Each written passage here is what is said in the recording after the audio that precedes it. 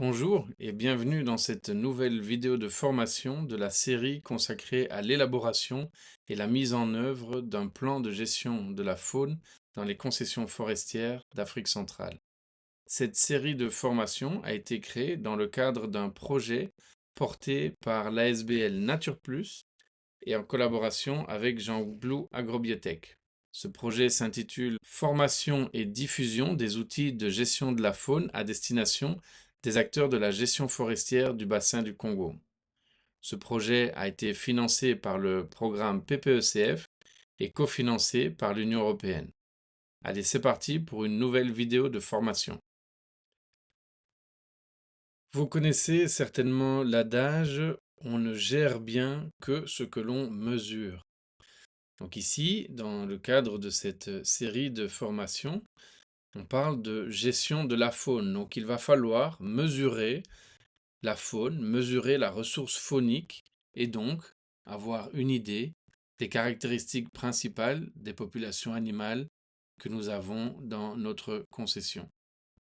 Alors dans le cadre de cette série de formations, nous vous présentons plusieurs techniques d'inventaire faunique et on comprend que cela peut paraître parfois un petit peu confus. On ne sait pas forcément quelle technique choisir par rapport à une autre, et c'est la raison pour laquelle nous vous avons préparé ici un outil d'aide à la décision. Cet exposé a été préparé par le professeur Simon Loest, avec la collaboration du docteur Barbara Auré et de monsieur Guillaume Balthus, dans le cadre du projet Carb Faune porté par Nature Plus. La première question à se poser, c'est de savoir est-ce que nous avons déjà une idée de ce que nous avons en termes de population animale dans notre concession ou non.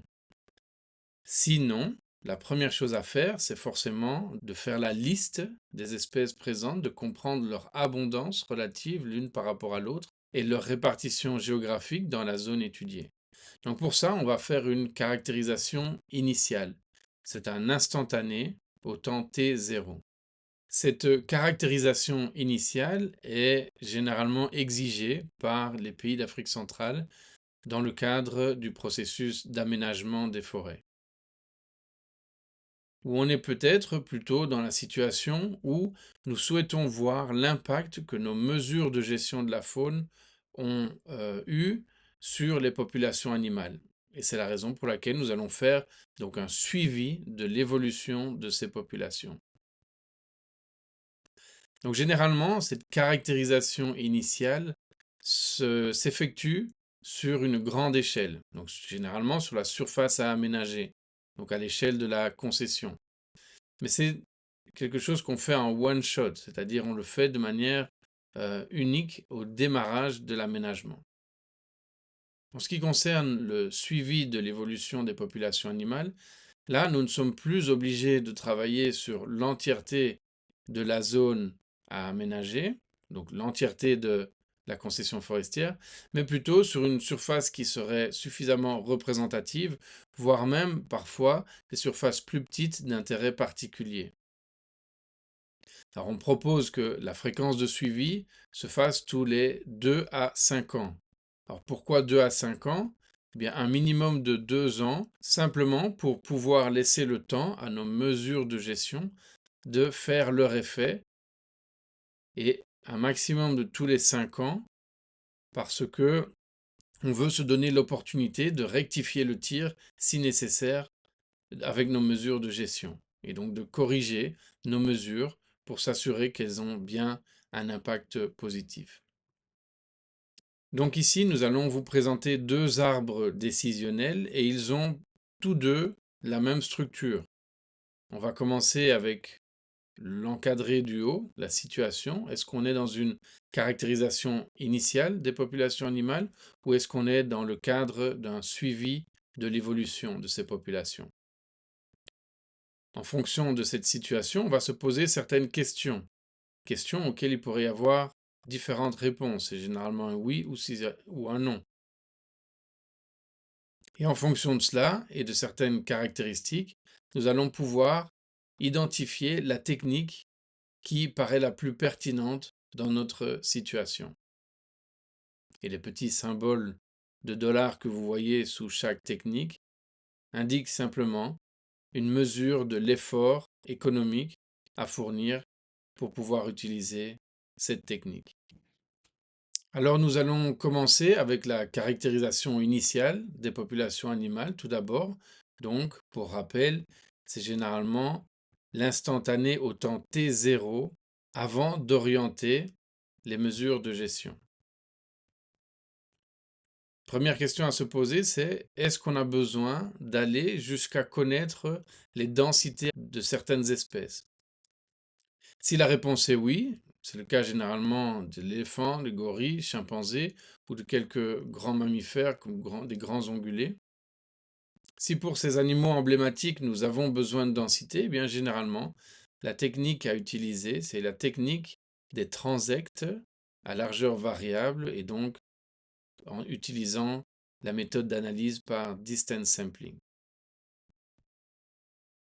Si nous n'avons pas besoin d'obtenir des informations sur les densités animales pour ces espèces, eh bien, la question suivante qu'on va se poser, c'est quelles sont ces espèces cibles pour nous? Dans le cadre d'une caractérisation initiale, donc d'un inventaire, on va vouloir lister peut-être le plus d'espèces possibles que nous avons en présence dans notre concession. Si c'est le cas, alors la technique la plus appropriée est celle de l'ADN environnemental. C'est une technique qui a un coût relativement modéré de mise en œuvre. Si cela ne nous intéresse pas forcément d'avoir des informations sur l'absence ou la présence de toutes ces espèces de vertébrés, on peut peut-être restreindre le groupe qui nous intéresse aux espèces qui vocalisent, donc des oiseaux, des primates, etc. Pour ça, alors, la méthode des capteurs acoustiques sera probablement la plus pertinente. Mais c'est aussi une méthode qui va coûter relativement cher à sa mise en œuvre. Si on veut encore restreindre le nombre d'espèces cibles et qu'on veut par exemple se restreindre uniquement aux espèces terrestres, aux grands et moyens mammifères terrestres, eh bien nous pouvons utiliser une technique de caméra trapping, donc de piège photographique, pour obtenir un indice d'abondance relatif. Là encore, l'utilisation de cette technologie représente un coût modéré pour une entreprise qui souhaite la mettre en œuvre. Et enfin, si finalement les seules informations dont nous avons besoin concernent des animaux emblématiques ou des animaux qui sont chassés, comme les grands ongulés par exemple, eh bien à ce moment-là, on pourrait choisir d'autres techniques, comme la technique des marges de reconnaissance, la technique des Rikki, qui vont nous donner une estimation d'IKA, indice kilométrique d'abondance. Et ça, c'est une technique qui, lors de sa mise en œuvre, est relativement peu coûteuse. Et on peut encore aller un peu plus loin. Si on veut travailler spécifiquement sur l'espèce chimpanzé, on peut vouloir le faire parce que c'est une des espèces qui est le plus impactée directement par l'exploitation forestière. Et bien là, nous pourrions aller jusqu'à vouloir caractériser et en tout cas identifier les territoires de ces chimpanzés en utilisant la technique ARTS, la technique de Adaptive Rikki Transect Sampling, mais qui ne concerne donc que cette espèce des chimpanzés. Maintenant, si ce qui nous intéresse, c'est de faire uniquement le suivi de l'évolution de la situation, donc on a déjà effectué une caractérisation initiale, maintenant on veut savoir ce qu'il en est après avoir mis en œuvre nos mesures de gestion de la faune, eh bien, on peut faire le suivi de cette évolution, d'une part sur les pressions humaines et d'autre part le suivi des populations animales. Pour voir si la pression humaine évolue dans le temps, on va pouvoir faire plusieurs types d'études. Si on s'intéresse à la consommation de viande de brousse par les populations, eh bien, une technique relativement facile est celle du suivi casserole.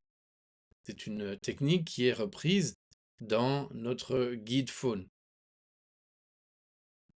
Si on va plutôt vouloir faire le suivi de la chasse, Eh bien, nous avons deux options ici. Nous pourrions mettre en place une grille de capteurs acoustiques et on va se focaliser spécifiquement sur les coups de feu qu'on va pouvoir entendre sur cette grille de capteurs. Mais ça, c'est une technique qui évidemment vient avec son coût. Toujours concernant la chasse, on peut également obtenir des informations au travers de marches de reconnaissance et l'obtention d'indices kilométriques d'abondance de signes de chasse, que ce soit des douilles ou des passages humains. Et ça, c'est une technique qui est relativement peu coûteuse. Maintenant, si ce qui nous intéresse, c'est de faire le suivi des populations animales, encore une fois, on doit se poser la question, avons-nous besoin d'aller jusqu'à l'estimation de densité, c'est-à-dire du nombre d'individus par unité de surface, par kilomètre carré par exemple?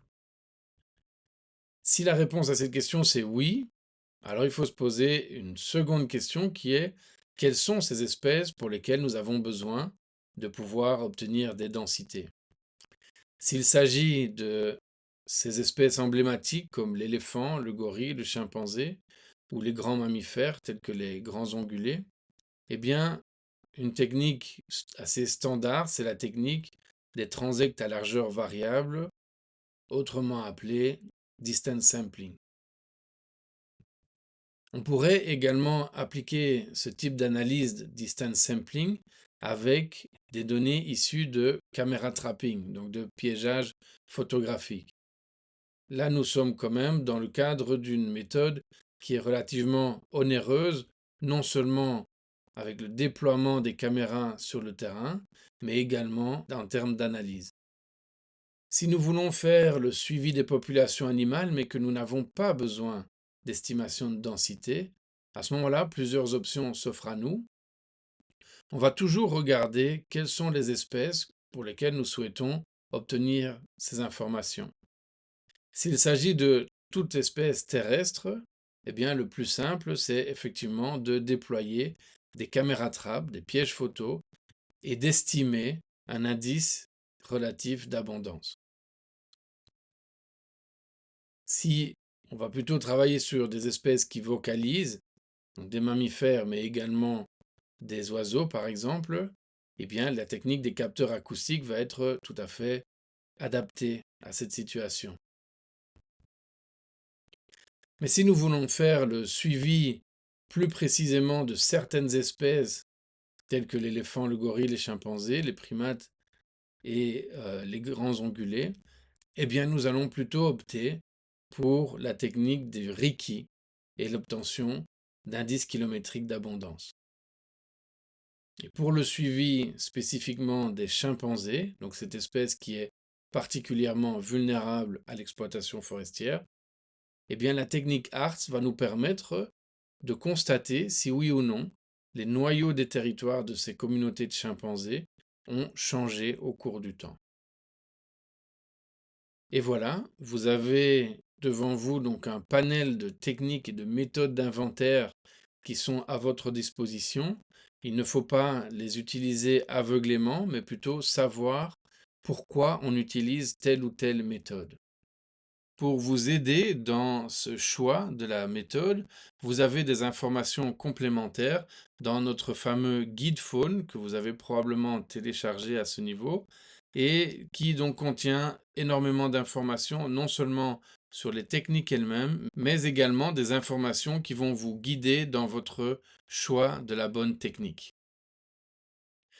Voilà, j'espère que ce petit exposé vous a permis de voir un petit peu plus clair sur le panel des méthodes d'inventaire que vous avez à disposition.